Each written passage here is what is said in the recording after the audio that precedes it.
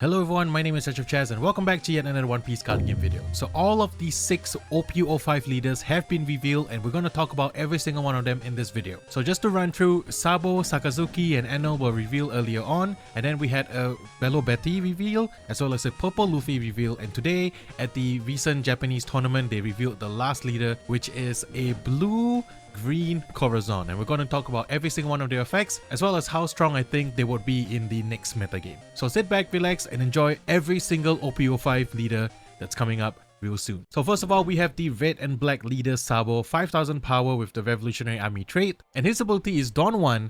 On your opponent's turn, once per turn, if one of your characters with 5000 power or more were to be KO'd, you may instead give that character power minus 1000 for the turn. So Sabo is a very interesting leader for sure. It's red and black. We've seen that in Garp.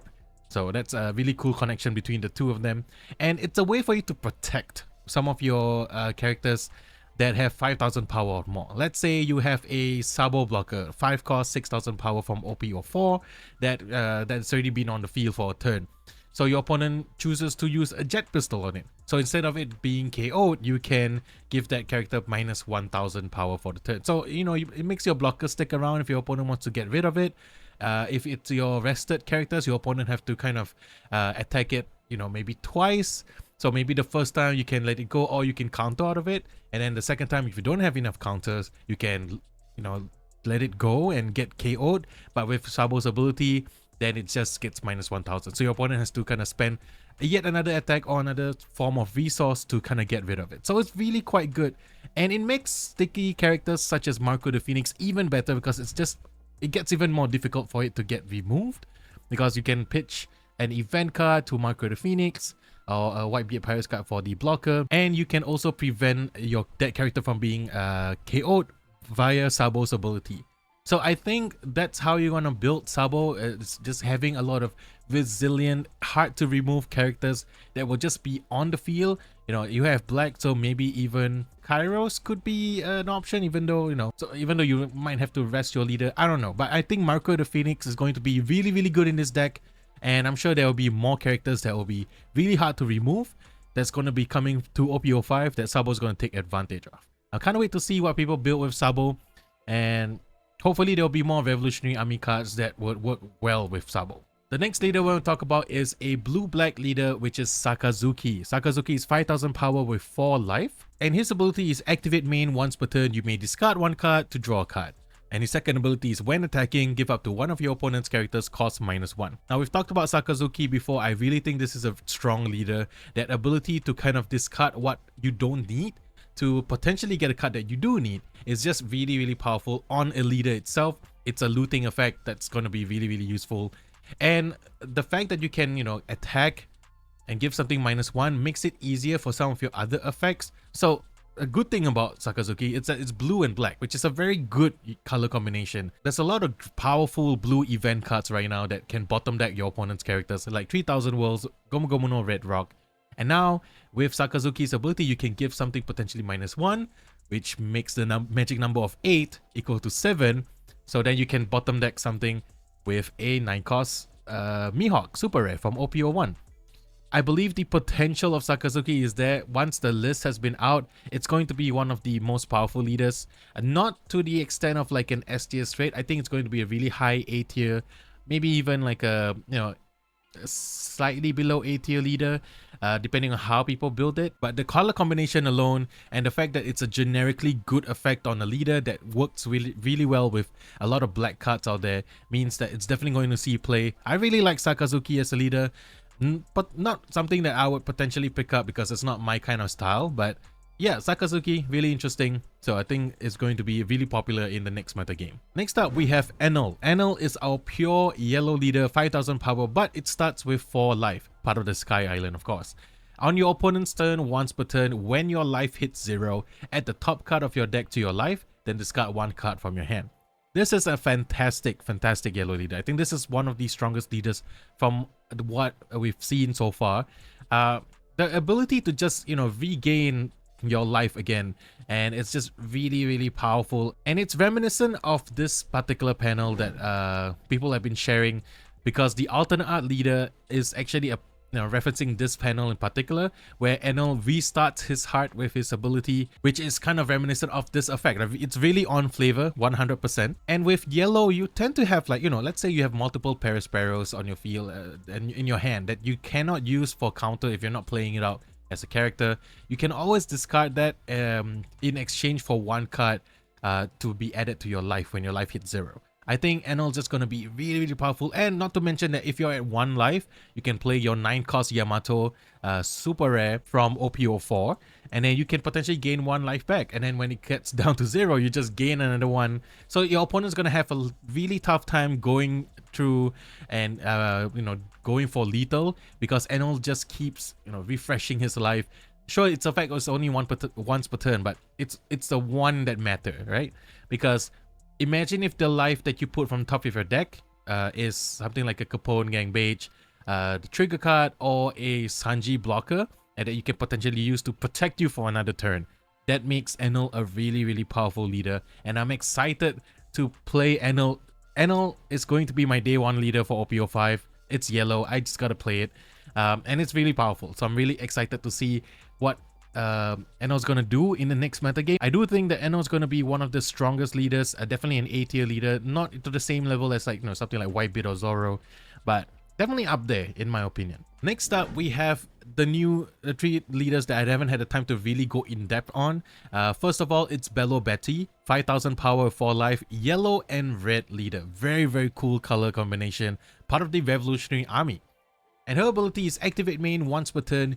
You may discard 1 Revolutionary Army type card from your hand and give up to 3 of your Revolutionary Army or trigger type characters plus 3000 power during this turn, or for this turn. This is such an amazingly powerful effect because you can go wide. Let's say you have a 1-cost 2000 power Revolutionary Army searcher and you can like play like 3 of them out. The next turn, you discard 1 card, all of them becomes like attackers on their own right, because all of them will get 5000 power. I mean, provided you're not fighting against a 6000 power leader, of course. This makes it really, really powerful to go super wide and then just bump up your characters by 3000 power, or 3 of your characters by 3000 power, just by discarding 1 card from your hand. It's a very different aggro type of deck, but it does, it has red in it, so it's definitely going to be aggressive. And you can make use of yellow's annoying trigger characters like Parasparrow, like even the Sanji blocker, to be used in this deck, so that once they get triggered from your life, they're on your field, and then you can just discard a card from your hand to boost them up by 3000 power for a really wide range of strong attacks. I am very excited about Bello Betty. I think it's going to be one of the new S tier decks, in my opinion. Whether or not it's going to be better than something like a Whitebeard or Zoro or even a Red Green Law remains to be seen. But this kind of effect on this kind of leader in these kind of colors, being able to boost 3 different characters by 3000 power is extremely powerful. If you think about it this way, you are discarding 1 Revolutionary type card from your hand. You are using 9 Dawns, essentially 9 Dawns that you have attached to different characters, and that's it. That alone, incredibly powerful. So I cannot wait to see the effect that Bello Betty has on the upcoming meta game. It's going to be really, really exciting. I think it's going to be a really strong leader. Next up is the Purple Monkey D. Luffy leader, 5000 power, 5 life. It's a mono purple leader. Activate main once per turn. You may take the top card from your life cards to your hand. If the amount of Dawn on your field is 0 or 3 or more, add up to 1 Dawn card from your Dawn deck as active. Now, I've been mulling on this leader for a while, and I do think it's incredibly powerful. But it's like balanced in its own way, because yes, you are sacrificing a life, but you're not trashing it, you're putting it into your hand. So essentially, it's like almost draw 1, ramp 1 active Dawn. I think that's really powerful, and it makes for like really, really cool plays. For example, if you're going first, you're at 5 Dawn, you take a life, you get to 6 Dawn, you can play out a King. Same thing, or you can play on Magellan and then try to kind of disrupt your opponent's play by disrupting their Dawns. So Luffy, I feel like you can build it in a lot of ways. You can either ramp up really, really fast by taking a lot of life in the early game and then getting to that 10 Dawn turn, bam, put up something powerful and then try to go from there. Or you can, potentially use like Dawn minus effects to recoup back your Dawns. Especially, I'm sure there will be something that's like on the first turn you can Dawn -1 and you're at 0, use Luffy's ability, ram back up a Dawn. That could be something that is in OP-05 that we haven't seen yet. But Luffy, A strong contender for sure. I think it's going to be at around the B or like low A to a high B tier leader, depending on what cards we see. But now we do have a lot of powerful purple cards coming from the ST10 deck, which Luffy can definitely take advantage of. I think it's going to be really, really cool to see how this leader fares in the overall metagame. And lastly, the leader that was just revealed today, it's Don Quixote Rocinante, or aka Corazon. First of all, the leader artwork is just absolute boss. Love it. I love it so much. 5,000 power, 4 life, green and blue. We got another Sanji type leader. I mean, it's not really a Sanji type leader, it's just the colors. But this is our first leader that has the keyword of blocker. It's a leader that has blocker. You know, Corazon protect. Corazon protect your law. And his second ability is at the end of your turn, if the total number of cards in your hand is 6 or less, set this leader as active.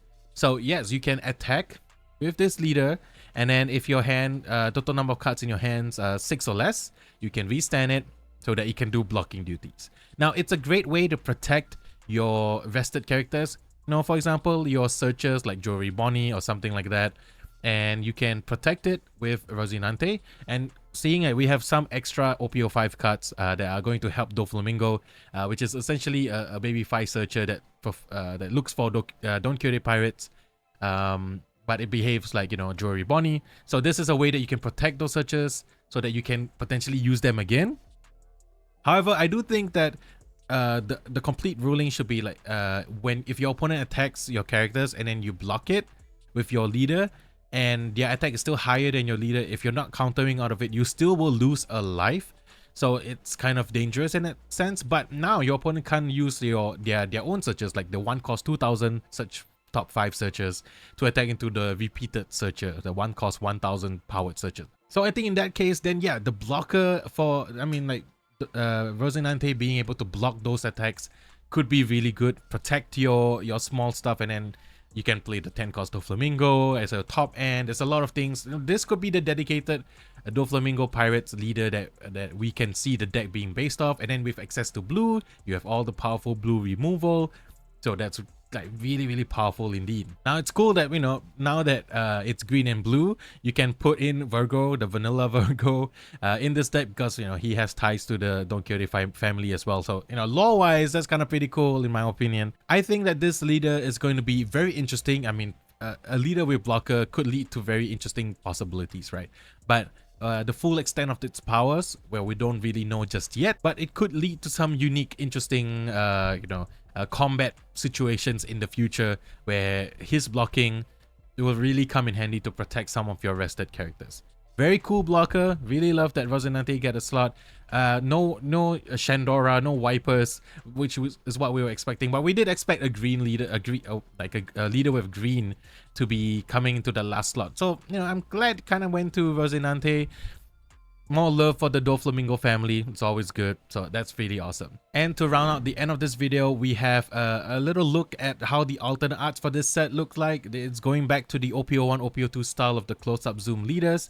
So we have the Luffy alternate art, we have ENEL, as well as the Rocinante alternate art that was just revealed earlier on the Japanese stream. So those are our brand new 6 leaders coming to OP-05. I'm really excited. I think they are really quite strong in their own right.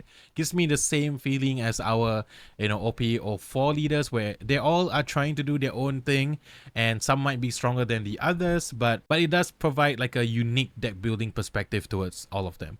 My favorite leader definitely is going to be ENEL. I'm the day one ENEL kind of guy, but because Bello Betty is yellow in it, it's a waifu as well. Potentially could I can see myself playing Bello Betty if I want to go down that route as well. So let me know which leader is your favorite. Which one are you most excited to play out of these 6 new leaders? Let me know in the comment section below. Well, there you go. Now we have to wait for the other alternate arts for the 3 leaders that we haven't seen yet. Hopefully we get to see them soon. There are some leaks for ST10. I feel like the whole deck list is out, so hopefully we get to cover them in a future video once I have the whole consolidated list, and then we'll talk about them and do a major discussion in the next video. Anyway, that's it for me for today. I'll see you guys in the next one. Peace.